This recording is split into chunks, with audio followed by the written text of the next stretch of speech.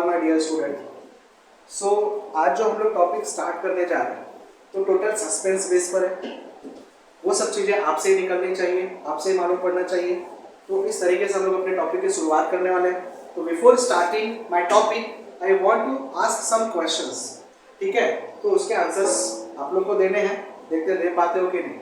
ठीक, सपोज अगर मुझे कोई भी पर्टिकुलर इवेंट जो भी हैपन हुई है पास्ट टाइम में, ठीक है, like information regarding the freedom fighters या फिर इंफॉर्मेशन रिगार्डिंग द एंसेस्टर्स, जो भी होमो सेपियन, होमो हैबिल्स, ये वो जो भी लोग थे, अगर इन सभी लोगों के बारे में अगर मुझे जानकारी लेनी है, इंफॉर्मेशन इकट्ठा करना है, तो I want to prefer which subject, मुझे कौन से सब्जेक्ट को प्रेफर करना होगा। ठीक है, हिस्ट्री डेफिनेटली मुझे यहाँ पर इतिहास इस सब्जेक्ट को कैरी करना पड़ेगा, यानी उस इतिहास के सब्जेक्ट से मुझे इनके बारे में इंफॉर्मेशन मिलेगा। समझा?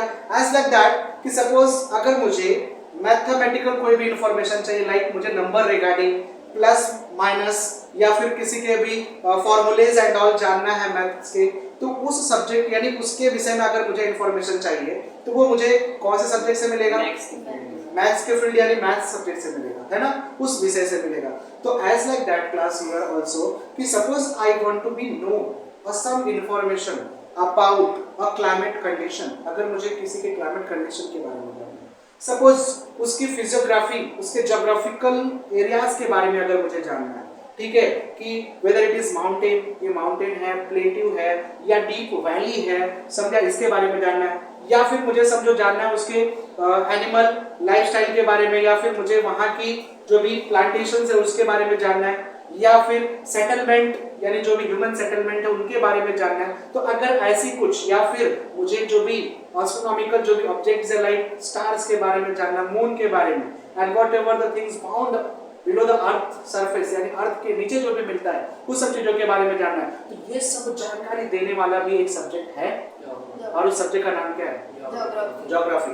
तो टुडे हम आज जिस चैप्टर यानी जिस भी चैप्टर की या जिस भी सब्जेक्ट की बात करेंगे वो सब्जेक्ट टोटल किसके ऊपर होगा? ज्योग्राफी के ऊपर। तो आज का हमारा जो सब्जेक्ट है वो क्या है? सब्जेक्ट की बात हो रही है ज्योग्राफी। ठीक है, तो हम लोग यहाँ पर क्लास पढ़ने जा रहे हैं 10th स्टैंडर्ड की ज्योग्राफी, महाराष्ट्र स्टेट बोर्ड की।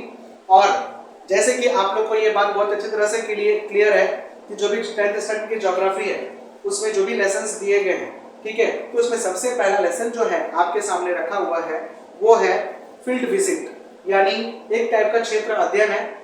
जैसे कि हमको कहीं पर भी किसी भी पर्टिकुलर एरिया में जाना होता है, ठीक है, तो उसके लिए हमको क्या प्रिपरेशन करना चाहिए, क्या नहीं करना चाहिए, तो ऐसी बहुत सारी बातें जो है वो कन्वर्सेशनल वे में उस चैप्टर के अंदर दिखाई देंगी। ठीक है, तो वो चैप्टर जो है हम लोग बाद में रिकवर करेंगे, बिकॉज वो खाली एक कन्वर्सेशन है, तो हम लोग उसको उसके तरीके से पढ़ेंगे। ठीक है, आज जो हम लोग स्टार्ट करेंगे लेसन, उस लेसन का नाम और जो उसका पार्ट का जो नंबर है सीरीज में वो है 2।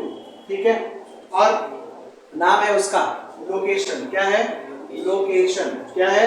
Location and extend. क्या है? एक्सटेंड। तो देखो बात चल रही है आज सेकंड नंबर लेसन की आपके 10th स्टैंडर्ड की, ठीक है, जिसका नाम है लोकेशन एंड एक्सटेंड। तो लोकेशन क्या होता है उसको जानेंगे, एक्सटेंड क्या होता है उसको भी समझेंगे। सबसे पहले बात कर रहे हैं हम लोग यहाँ पर लोकेशन की। लोकेशन मींस व्हाट, समझा ना? लोकेशन मतलब क्या होता है। तो जब मैं आपसे क्वेश्चन करूं कि वेयर यू लिव, आप कहाँ रहते हो, ठीक है, डेफिनेटली आप आंसर करोगे अपने घर के बारे में कि सर हम घर में रहते हैं, ऐसे ही बोलोगे। फिर मैं बोलूँगा कि वो घर जो है वो कौन से एरिया में आता है, तो डेफिनेटली आप उस एरिया का नाम बताओगे। जैसे कि हम लोग अभी फिलहाल जहाँ पर है उस एरिया का नाम क्या है? तुलसीपाड़ा। मैं पूछूंगा जो तुलसीपाड़ा एरिया है वो कौन से तालुका, इन द सेंस यहाँ पर कौन से डिस्ट्रिक्ट में आता है, तो डेफिनेटली यू विल से कि सर ये जो तुलसीपाड़ा जोन है ये भांडुप तालुका के अंडर, ठीक है, या भांडुप के अंदर मुंबई जो जिला है यानी मुंबई का जो डिस्ट्रिक्ट है उसके अंदर आता है ना। तो मैं अगर आगे क्वेश्चन और अराइज करता हूँ, ये जो मुंबई है, मुंबई जो डिस्ट्रिक्ट है ये कौन से स्टेट में है, तो डेफिनेटली विल आंसर क्या?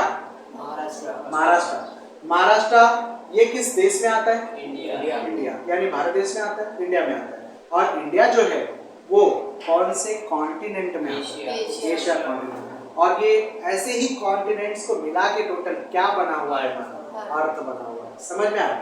इसका मतलब क्लास यहाँ पर ये है कि जब भी किसी भी जगह की बात की जाएगी, प्लेस की बात की जाएगी, तो वो एक किसकी बात करें हम लोग? लोकेशन की बात करें।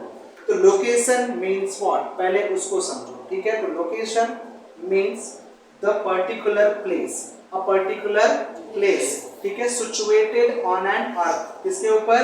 अर्थ के ऊपर। The place which is located on an earth, यानी वो जगह जो अर्थ पर क्या है? दिखाई गई है, लोकेट की गई है, वही क्या है? हमारा लोकेशन है। पहला पॉइंट समझा? What is an location? तो location means a particular place which is situated on an earth, यानी ये एक जगह है जो अर्थ पर दिखाई गई है। समझ में आ रहा है? अब हर एक जगह का यानी कुछ तो एक्सटेंशन होता रहेगा कि सर वो नॉर्थ में, साउथ में, ईस्ट में, वेस्ट में इतना लंबा है, इतना चौड़ा, यानी इतना लॉन्ग है, इतना ब्रेथ है उसका, ये इतना स्क्वायर किलोमीटर के एरिया में फैला हुआ है, ऐसा कुछ तो होगा ना? समझा? जैसे अगर मैं बात करूं भांडुप का, तो जो भांडुप है वो हमारा 7.47 स्क्वायर किलोमीटर के एरिया में पूरा फैला हुआ है। समझ में आ रहा है? ईस्ट वेस्ट नॉर्थ साउथ के हिसाब से। तो बोलने का मतलब क्लास मेरा टोटल यहाँ पर यही है कि एक्सटेंशन मीन्स व्हाट? कि द पर्टिकुलर प्लेस और area from where to where it is extend, यानी कहां से कहां तक वो फैला हुआ है। समझा ना? वही क्या है? एक्सटेंड। समझा? तो इस पर्टिकुलर लेसन के अंदर हम लोग जिस भी देश के बारे में पढ़ेंगे वो देश का क्या, यानी उस देश के किसके बारे में पढ़ेंगे? लोकेशन एंड एक्सटेंट के बारे में पढ़ेंगे कि मतलब that particular country is locate, ठीक है, वेयर ऑन एन अर्थ, यानी अर्थ के ऊपर वो कहां पर लोकेट कर रहा है, और मैंने बोला वो कितना बड़ा एरिया ऑक्युपाई कर रहा है अर्थ के ऊपर, या कहां से कहां तक फैला हुआ है, नॉर्थ से साउथ, ईस्ट से वेस्ट तक।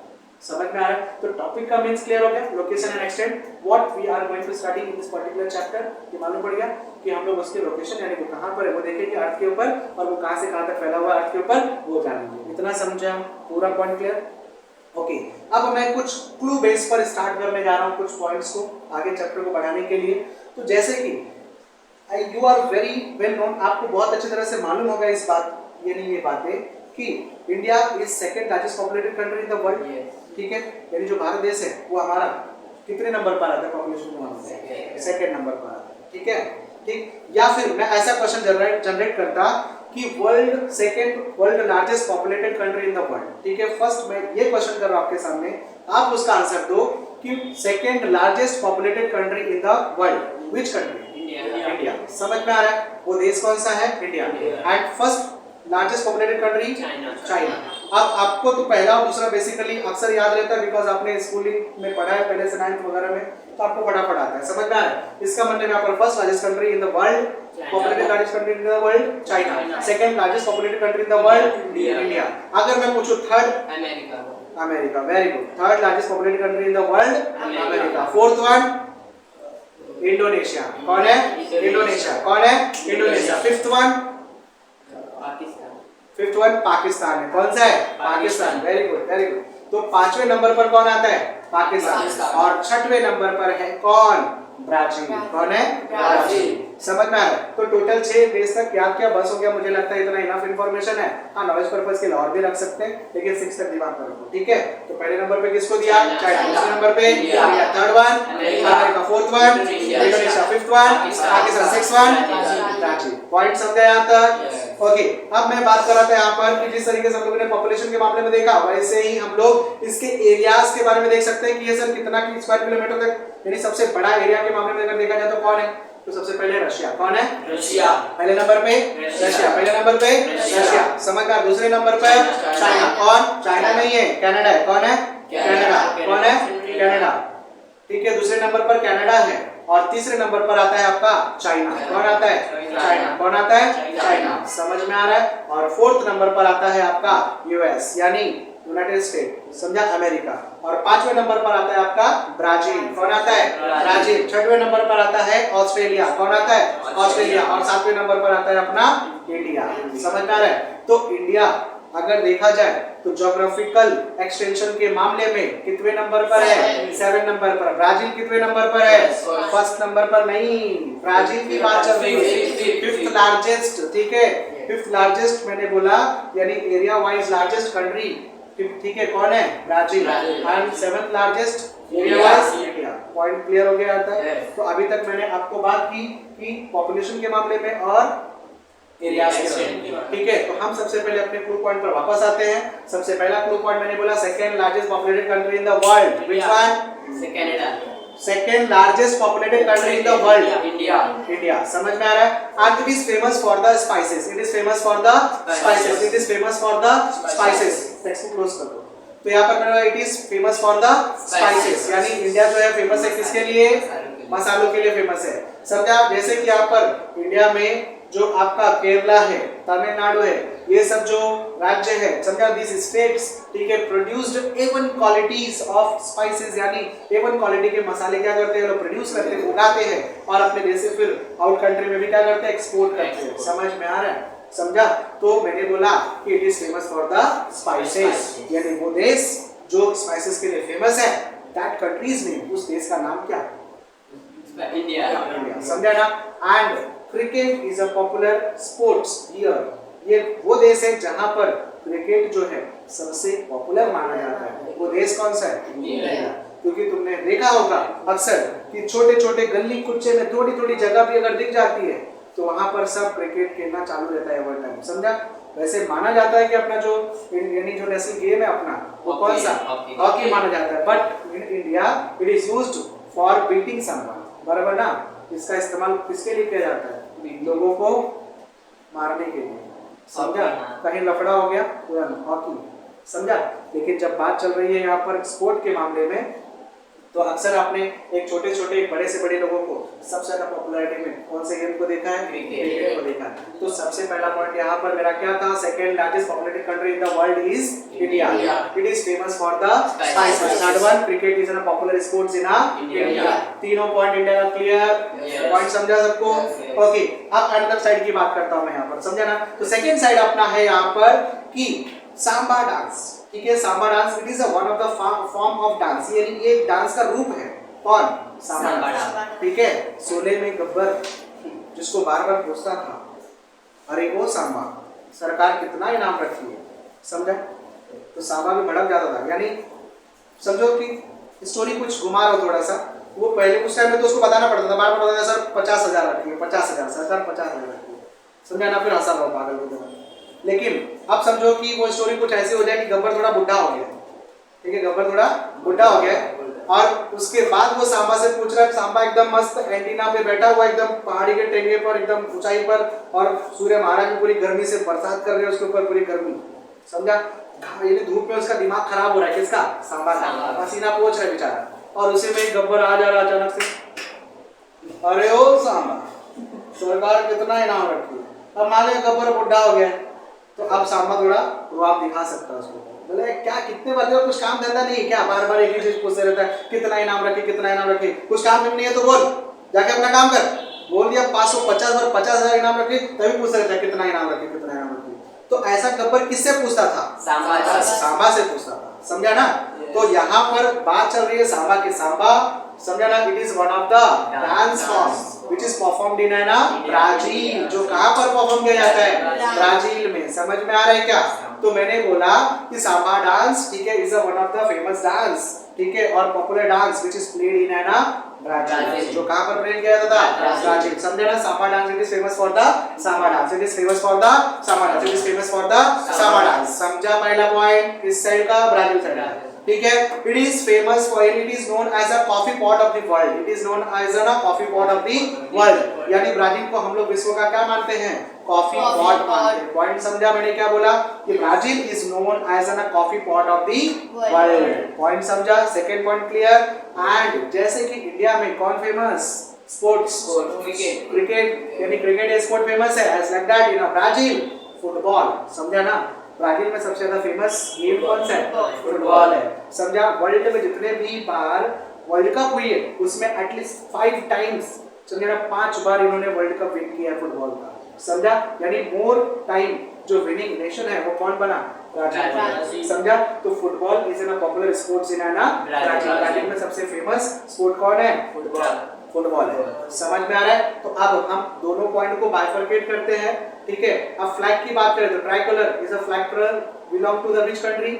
जो ट्राई कलर है तिरंगा किस देश से बिलोंग करता है? इंडिया से। और ब्राजील का जो फ्लैग है वो कुछ ग्रीनिश कलर में फुटबॉल जैसा बना हुआ है, उसके ऊपर आप लोग टेक्स्ट बुक में देखोगे तो समझ जाओगे, ठीक है। तो बोलने का मतलब अभी इंडिया के बारे में 3 पॉइंट बताया, ब्राजील के बारे में 3 पॉइंट बताया। सबसे पहला इंडिया के बारे में पहला पॉइंट क्या था? India is the largest second largest populated country in the world, ठीक है। दूसरा पॉइंट था it is famous for the spices. Third point था कि cricket is a popular sports played in India, ठीक है। तो ये तीनों पॉइंट एक साइड का समझा। दूसरा पॉइंट हमारा किस साइड का था? ब्राजील साइड का। तो ब्राजील साइड में सबसे पहले तीसरा पॉइंट में सबसे पहला पॉइंट क्या था? तो Samba dance is a famous, ठीक है, इन ब्राजील, यानी ब्राजील में सबसे पहले साम्बा डांस क्या था? एक फेमस डांस माना जाता है। दूसरा मैंने बोला it is known as the coffee pot of the world, इसको हम लोग किस नाम से जानते हैं? Coffee pot of the world के नाम जानते हैं। थर्ड पॉइंट क्या था? कि football is an popular sports played in Brazil, और जो फुटबॉल है वो ब्राजील में प्ले किया जाता है, सबसे फेमस या सबसे पॉपुलर स्पोर्ट माना जाता है। पॉइंट समझ गया पूरा सबको? क्लियर? ओके। तो ये बात थी किसकी? ब्राजील और इंडिया की। लेकिन अगर इनका लोकेशन चेक करना हो कि सर अर्थ के ऊपर उसका लोकेशन तो बताओ, समझा? तो उसका लोकेशन समझने के लिए अपने को अर्थ के बारे में और उसके ऊपर जो बहुत सारी चीजें उनको जानना बहुत जरूरी है, समझा ना? तो लेट्स स्टार्ट, अब उसको हम शुरू करते हैं, उसको समझते हैं। तो सबसे पहले ये क्या है? हमारा अर्थ है, यानी हमारी पृथ्वी है, ठीक है। अब पृथ्वी के ऊपर आपने अगर नोट किया रहेगा तो एक मिडिल पार्ट से एक लाइन गुजरती है, ठीक है। तो वन लाइन, ठीक है, which is passes middle part of the earth and segment the earth into two equal part, और अर्थ को ये सेगमेंट यानी बांटती है, दो बराबर भागों में बांट देती है। पैरेलल लाइन जो गुजरती है, this parallel line is known as, इस पैरेलल लाइन का वैल्यू जो होता है, डिग्री वैल्यू 0 होता है, इसका नाम होता है इक्वेटर। क्या होता है? इक्वेटर। पॉइंट समझा? The parallel line which divide the earth into the two equal part is called as equator. Point समझा? इक्वेटर के अपर पार्ट से, यानी नॉर्थ साइड से, यहाँ पर नॉर्थ है, यहाँ पर साउथ है, यहाँ पर वेस्ट है, यहाँ पर ईस्ट है। पॉइंट समझा? नॉर्थ है ना, डायरेक्शन है, ये डायरेक्शन है नॉर्थ, ये डायरेक्शन है साउथ, ये डायरेक्शन है वेस्ट, ये डायरेक्शन है ईस्ट, समझा ना? तो नॉर्थ से नॉर्थ पोल बन सकता है, जैसे 4 डायरेक्शंस है तो 4 डायरेक्शन के हिसाब से 4 पोल्स भी हैं, यानी 4 हेमिस्फीयर भी है। समझ में आ रहा है? तो यहाँ पर नॉर्थ पोल, ये है साउथ पोल, ये है वेस्टर्न पोल, और ये है ईस्टर्न पोल। समझ में आया क्लास? पोल्स के बारे में भी समझा? तो चलो हम आगे अपने लाइन पर कम बैक करते हैं। तो देखो मैंने बोला जो इक्वेटर है which is passes middle part of the earth, ठीक है, parallel line which is passes through the middle part of the earth is called as equator. उसका नाम क्या? इक्वेटर। डिग्री वैल्यू 0, ठीक है। अब मैंने बोला कि the line which is passes above, ठीक है, फ्रॉम द यानी above to the equator, equator से ऊपर की ओर से एक लाइन गुजरेगी, ठीक है। और भी लाइंस है लेकिन हम बेसिक मेन लाइंस के बारे में बात कर रहे हैं, ठीक है। तो जो दूसरी लाइन है ये बराबर गुजरती है 23 डिग्री, ठीक है, यानी ये लाइन का जो डिग्री वैल्यू है 23 डिग्री 26 मिनट, समझा? 23 डिग्री 26 मिनट नॉर्थ है, ऊपर की तरफ जा रहा है ना, इसके लिए नॉर्थ, इतना समझा? क्योंकि ऊपर डायरेक्शन कौन सा है? नॉर्थ, उसके लिए एन है। सेम डिस्टेंस से एक लाइन और नीचे में पास कराता हूं और उसका नाम, उसकी डिग्री वैल्यू भी रिमेन सेम 26 डिग्री या 23 डिग्री 6 मिनट, ये क्या रहेगा? साउथ। क्यों साउथ रहेगा?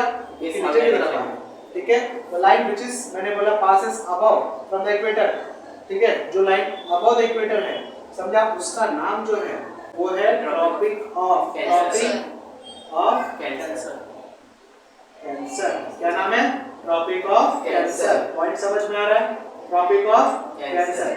उसके बाद जो लाइन मैंने बोला साउथ साइड से पास करके गई, यानी below the equator, the line which is passes from the below the equator, ठीक है, at a point 30 and 23 degree 26 minute, समझा? उस लाइन का जो नाम है, उस लाइन का नाम है ट्रॉपिक ऑफ कैप्री, ठीक है। क्या नाम है? Tropic of Capricorn. समझ में आया? पॉइंट समझा? Tropic of Capricorn. तो इस तरीके से आप लोग को अभी तक मैंने 3 लाइंस के बारे में बताया, सबसे पहले लाइन जो है बीच में से जाती है उसका नाम है equator, and other line which is passes above from the equator, यानी वो इक्वेटर के ऊपर से गुजर रही है तो उसका नाम Tropic of Cancer, and below the equator Tropic of Cancer. Point समझा? ठीक है। अब ये तो चलो एक कॉमन मेन लाइंस के बारे में बताया था मैंने, वैसे बहुत सारे लाइंस पास करते हैं किसके ऊपर से? अर्थ के ऊपर से। समझ में आ रहा है? अर्थ के ऊपर से ऐसे देखोगे आप तो आपने कभी ग्लोब देखा रहेगा, ठीक है, जो मॉडल है अर्थ का, तो उसके ऊपर ऐसे लाइन होती है, ऐसे लाइन देखे हो ना, तो ये जो लाइंस होता है इसको ग्रेटिकल्स बोलते हैं। क्या बोलते हैं? ग्रेटिकल्स। इसको बोलते हैं रेखाजाल, जो कॉम्बिनेशन होता है, कॉम्बिनेशन होता है किसका? तो मैंने बोला कि लैटिट्यूड एंड लॉन्गिट्यूड का। समझ में आ रहा है क्या? और ये कॉम्बिनेशन बोलने का मतलब सर ये लाइंस ओरिजिनली ड्रॉ किया गया क्या अर्थ पर? तो नहीं, it is an just imaginary line और it is drawn only for calculation, यानी किसी भी पर्टिकुलर प्लेस का एग्जैक्ट लोकेशन बताने के लिए, ठीक है, और एक्सटेंशन बताने के लिए this line will be helpful, यानी ये हेल्पफुल होगा, इसके लिए इसको ड्रॉ किया गया। इतना समझ में आ रहा है? बाकी और कुछ नहीं। इतना समझे मैंने क्या बोला? तो यहाँ पर अभी मैं बात कर रहा था लाइंस के बारे में, तो अर्थ पर एक जो लाइन इस तरीके से खड़ा लाइन जा रहा है, ठीक है, जो लंबा है, लंबा, ठीक है, लंबा लाइन जो जाता है, हम बात करें किसकी? लाइंस की। समझ में आ रहा है? ये क्या है हमारा? लाइंस, ठीक है। तो जो लंबा है इस तरीके से वर्टिकल है, उस लंबे लाइन को हम लोग बोलते हैं लॉन्गिट्यूड। समझ में आ रहा है क्या? क्या बोलेंगे? लॉन्गिट्यूड। पॉइंट समझा? और जो पैरेलल लाइन गुजरती है, पहला पॉइंट है, दूसरा पॉइंट लेटा हुआ है जो लाइन, क्या हुआ है? लेटा हुआ है, सोया हुआ है ना, ये सोया हुआ दिख रहा है ना लाइन, जो सोया हुआ लाइन है उस लाइन को हम लोग बोलते हैं लैटिट्यूड। क्या बोलते हैं? पॉइंट समझा बच्चा? Everyone clear? ये है लॉन्गिट्यूड और ये है latitude. Vertical line longitude, parallel line latitude. Lines clear हो गए? और ये तीनों लाइंस भी क्लियर हो गए? समझ में आ रहा है क्या? तो इस तरीके की जो लाइन होती है उसको हम लोग कौन सा लाइन बोलेंगे? लॉन्गिट्यूड। इस तरीके की जो लाइन होती है उसको हम लोग क्या बोलेंगे? लैटिट्यूड। पॉइंट्स क्लियर सबको? क्लियर? अब बात करते हैं हम लोग हेमिस्फीयर, ठीक है। तो पहला मैंने जो नाम दिया तो सबसे पहला मेरा ए पॉइंट जो था वो लाइन को लेके था, ठीक है, सबसे पहला पॉइंट। दूसरा पॉइंट हम लोग जो पढ़ने जा रहे हैं वो बात करने जा रहे हैं हेमिस्फीयर के बारे में। किसके बारे में?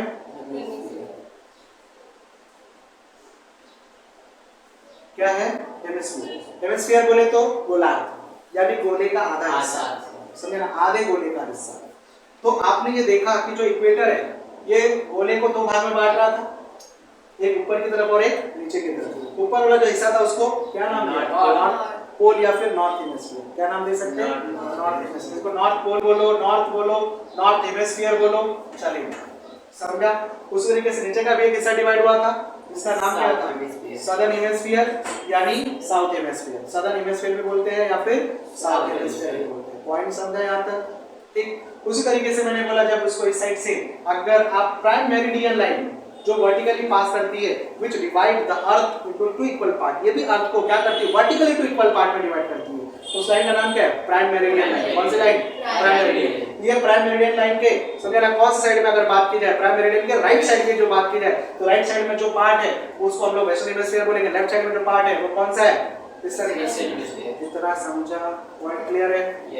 तो देखो ये पार्ट अपना ईस्टर्न हेमिस्फीयर भी बन सकता है और ये पार्ट हमारा वेस्टर्न हेमिस्फीयर भी बन सकता है। तो इस तरीके से देखो मैंने आपको डायरेक्शन बताया, पोल बताया, हेमिस्फीयर बताया, डायरेक्शन बताया, पोल बताया, हेमिस्फीयर बताया। Point clear? तो हेमिस्फीयर के हिसाब से इसकी क्लासिफिकेशन कितने पार्ट में हुए? 4 पार्ट में, समझे ना, यानी 4 पार्ट कौन-कौन से हैं? तो northern hemisphere, southern hemisphere, western hemisphere, eastern hemisphere. कोई doubt? Lines clear? Hemisphere clear? Okay.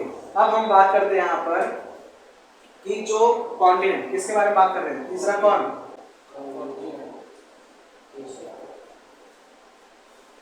ठीक है, किसके बारे में बात कर रहे हैं? कॉन्टिनेंट मतलब क्या होता है? महाद्वीप, समझा ना, एक बड़ा सा land area which is covered through the oceanic or sea water from all the side, यानी ऐसा जमीन का बहुत बड़ा हिस्सा जो चारों तरफ से समुद्र और महासागर से कवर होता है, चारों तरफ से, समझा ना, तो उसको ये क्या बोलते हैं? कॉन्टिनेंट। तो can you tell me how many continents in the world? 7 total 7 continent है। कितने कॉन्टिनेंट है? 7 कॉन्टिनेंट है। समझे ना, टोटल 7 महाद्वीप है इसके ऊपर, अर्थ के ऊपर। लोकेशन समझे उनका? चलो ये है हमारा क्या है? इक्वेटर। ठीक है। सबसे पहला जो कॉन्टिनेंट है वो यहाँ पर दिखा रहा हूँ, ठीक है। इसका नाम है नॉर्थ अमेरिका। समझा ना? नॉर्थ अमेरिका नंबर 1, ठीक है। समझ जाओगे? North America. उसके बाद यहाँ से कुछ इस तरीके से गुजरने वाला ऐसे, ठीक है, ऐसे गुजरने वाला। ये नंबर 2 है, इसका नाम है साउथ अमेरिका। क्या नाम है? South America continent. पहला कौन सा? North America. दूसरा कौन सा? South America continent. उसके बाद यहाँ से गुजरा हुआ है, ठीक है। ये है तीसरा नंबर, अफ्रीका। क्या है? समझा ना? कौन है? Africa continent. समझा ना? अफ्रीका के ऊपर बैठा हुआ उसका बड़ा भाई, समझा? कौन? यूरोप। कौन?